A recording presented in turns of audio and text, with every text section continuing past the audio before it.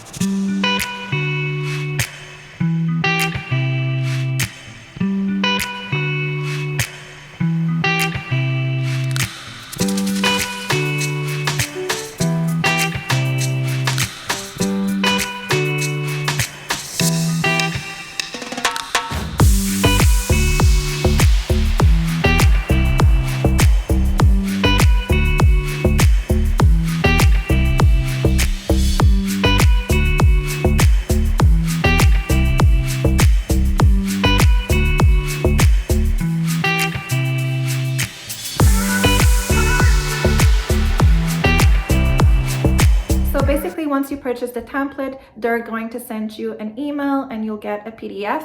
So from there, you can literally just cut the PDF and then trace it onto your foam, your cardboard foam, and then you can go ahead and then just cut it with a good X-Acto knife. Be careful not to hurt yourself.